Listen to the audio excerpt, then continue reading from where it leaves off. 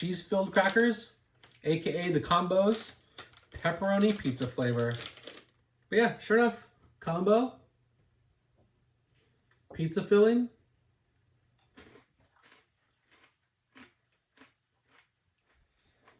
It tastes like a Tostino pizza roll or a bagel bite. A little bit of a pretzel.